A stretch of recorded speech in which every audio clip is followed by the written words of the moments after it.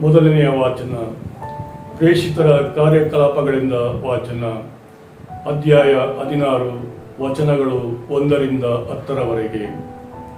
ಪೌಲನು ದೆರ್ಬೆಗೂ ಅಲ್ಲಿಂದ ಲುಸ್ತ್ರಕ್ಕೂ ಪ್ರಯಾಣ ಮಾಡಿದನು. ತಿಮೋಥೆಯ ಎಂಬ ಕ್ರೈಸ್ತ ಭಕ್ತನು ಅಲ್ಲಿ ವಾಸಿಸುತ್ತಿದ್ದನು. ಇವನ ತಾಯಿ ಯೆಹೂದ್ಯಳು ಹಾಗೂ ಕ್ರೈಸ್ತ ಭಕ್ತಳು, ತಂದೆಯಾದರೂ ಗ್ರೀಕನು. ಲುಸ್ತ್ರ ಮತ್ತು ಇಕೋನಿಯದ ಸಹೋದರರೆಲ್ಲರಿಗೆ ತಿಮೋಥೆಯನ ಬಗ್ಗೆ ಸದಭಿಪ್ರಾಯವಿತ್ತು. ಪೌಲನು ತಿಮೋಥೆಯನನ್ನು ತನ್ನೊಡನೆ ಕರೆದುಕೊಂಡು ಹೋಗಲು ಅಪೇಕ್ಷಿಸಿದನು. ಆ ಪ್ರದೇಶಗಳಿಂದ ಯೆಹೂದ್ಯರಿಗೆ ತಿಮೋಥೆಯನ ತಂದೆ ಗ್ರೀಕನೆಂದು ತಿಳಿದುದರಿಂದ ಅವನಿಗೆ ಸುನ್ನತಿ ಮಾಡಿಸಿದನು. ಊರಿಂದ ಊರಿಗೆ ಪ್ರಯಾಣ ಮಾಡುತ್ತಾ ಜೆರುಸಲೇಮಿನಿಂದ ಪ್ರೇಷಿತರು, ಸಭಾಪ್ರಮುಖರು ನಿರ್ಧರಿಸಿದ ನಿಯಮಗಳನ್ನು ಭಕ್ತರಿಗೆ ಬೋಧಿಸುತ್ತಾ ಅವುಗಳನ್ನು ಪಾಲಿಸುವಂತೆ ಹೇಳಿದರು. ಹೀಗೆ ಕ್ರೈಸ್ತ ಸಭೆಗಳು ವಿಶ್ವಾಸದಲ್ಲಿ ದೃಢಗೊಂಡು ಭಕ್ತರ ಸಂಖ್ಯೆ ದಿನದಿಂದ ದಿನಕ್ಕೆ ಬೆಳೆಯತೊಡಗಿತು. ಏಷ್ಯಾದಲ್ಲಿ ಅವರು ಶುಭ ಸಂದೇಶವನ್ನು ಸಾರಕೂಡದೆಂದು ಪವಿತ್ರಾತ್ಮರು ನಿಷೇಧಿಸಿದ್ದರಿಂದ ಅವರು ಫ್ರಿಜಿಯಾ ಮತ್ತು ಗಲಾತ್ಯ ಪ್ರದೇಶಗಳ ಮಾರ್ಗವಾಗಿ ಪ್ರಯಾಣ ಮಾಡಿದರು. ಮೂಸಿಯಾದ ಗಡಿಯನ್ನು ತಲುಪಿದಾಗ ಅವರು ಬಿತೂನಿಯ ಪ್ರಾಂತ್ಯಕ್ಕೆ ಹೋಗಲು ಪ್ರಯತ್ನಿಸಿದರು. ಯೇಸುವಿನ ಆತ್ಮ ಅಲ್ಲಿಗೆ ಹೋಗಲು ಸಹ ಅವರನ್ನು ಬಿಡಲಿಲ್ಲ. ಆದುದರಿಂದ ಅವರು ಮೂಸಿಯವನ್ನು ಹಾದು ನೇರವಾಗಿ ತ್ರೋವಕ್ಕೆ ಹೋದರು. ಆ ರಾತ್ರಿ ಪೌಲನಿಗೆ ಒಂದು ದರ್ಶನವಾಯಿತು. ಮಿಕದೋನಿಯದ ಒಬ್ಬ ವ್ಯಕ್ತಿ ಅಲ್ಲಿ ನಿಂತು, ಮಿಕೋದಿಯನಕ್ಕೆ ಬಂದು ನಮಗೆ ಸಹಾಯ ಮಾಡಿ ಎಂದು ಅಂಗಲಾಚಿದನು. ಪೌಲನಿಗೆ ಈ ದರ್ಶನವಾದ ತಕ್ಷಣ ಆ ಜನರಿಗೆ ಶುಭ ಸಂದೇಶವನ್ನು ಸಾರಲು ದೇವರು ನಮ್ಮನ್ನು ಕರೆದಿದ್ದಾರೆಂದು ನಾವು ಅರಿತುಕೊಂಡು ಮಿಕೋದಿಯನಕ್ಕೆ ಹೋಗಲು ಸಿದ್ಧರಾದೆವು. ಪ್ರಭುವಿನ ವಾಕ್ಯ. ದೇವರಿಗೆ ಕೃತಜ್ಞತೆ ಸಲ್ಲಲಿ. ಕೀರ್ತನೆ ಶ್ಲೋಕ. ಭೂನಿವಾಸಿಗಳೇ ಜಯಘೋಷ ಮಾಡಿ ಪ್ರಭುವಿಗೆ. ಭೂನಿವಾಸಿಗಳೇ ಜಯಘೋಷ ಮಾಡಿ ಪ್ರಭುವಿಗೆ, ಅತಿ ಸಂತೋಷದಿಂದ ಸೇವೆ ಮಾಡಿ ಆತನಿಗೆ. ಹಾಡುತ್ತಾ ಪಾಡುತ್ತಾ ಬನ್ನಿ ಆತನ ಸನ್ನಿಧಿಗೆ. ಶ್ಲೋಕ. ಭೂನಿವಾಸಿಗಳೇ ಜಯಘೋಷ ಮಾಡಿ ಪ್ರಭುವಿಗೆ. ಪ್ರಭುವೇ ದೇವರೆಂಬುದನ್ನು ಮರೆತು ಬಿಡಬೇಡಿ. ನೀವು ನಮ್ಮ ಸೃಷ್ಟಿಕರ್ತ ಆತನು, ಆತನವರು ನಾವು, ಆತನ ಜನ, ಆತನೇ ಮೇಯಿಸುವ ಕುರಿಗಳು ನಾವು. ಶ್ಲೋಕ.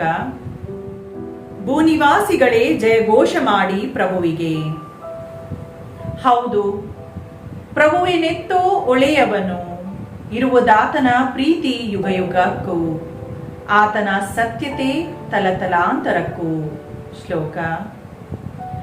ಭೂನಿವಾಸಿಗಳೇ ಜಯಘೋಷ ಮಾಡಿ ಪ್ರಭುವಿಗೆ. ಘೋಷಣೆ. Alleluia alleluia. ಶಿಲುಬೆಯ ಮರದ ಮೇಲೆ ಜಡಿಯಲಾದ ಯೇಸು ಸಮಾಧಿಯಿಂದ ಜೀವಂತರಾಗಿ ಎದ್ದಿದ್ದಾರೆ. ಅಲೆಲುಯ. ಸಂತ ಯೋವಾನನು ಬರೆದ ಪವಿತ್ರ ಶುಭ ಸಂದೇಶದಿಂದ ವಾಚನ. ಅಧ್ಯಾಯ 15 ವಾಕ್ಯಗಳು 18-21. ಆ ಕಾಲದಲ್ಲಿ ಯೇಸು ತಮ್ಮ ಶಿಷ್ಯರಿಗೆ ಹೀಗೆಂದರು: ಲೋಕವು ನಿಮ್ಮನ್ನು ದ್ವೇಷಿಸಿದರೆ ನನ್ನ ಮೇಲೆ ಅದಕ್ಕೆ ಮೊದಲೇ ದ್ವೇಷವಿತ್ತೆಂಬುದನ್ನು ನೆನಪಿನಲ್ಲಿಡಿ. ನೀವು ಲೋಕದ ಕಡೆಯವರಾಗಿದ್ದರೆ ಲೋಕವು ನಿಮ್ಮನ್ನು ತನ್ನವರೆಂದು ಮಮತೆಯಿಂದ ಕಾಣುತ್ತಿತ್ತು. ನೀವಾದರೂ ಲೋಕದ ಕಡೆಗೆ ಸೇರಿದವರಲ್ಲ. ನಾನು ನಿಮ್ಮನ್ನು ಆರಿಸಿಕೊಂಡಿರುವುದರಿಂದ ನೀವು ಲೋಕದಿಂದ ಬೇರ್ಪಟ್ಟಿದ್ದೀರಿ ಎಂದೇ ಲೋಕಕ್ಕೆ ನಿಮ್ಮ ಮೇಲೆ ದ್ವೇಷವಿದೆ. ಧಣಿಗಿಂತಲೂ ದಾಸನು ದೊಡ್ಡವನಲ್ಲವೆಂದು ನಾನು ನಿಮಗೆ ಹೇಳಿದ್ದನ್ನು ನೆನಪಿಗೆ ತಂದುಕೊಳ್ಳಿ.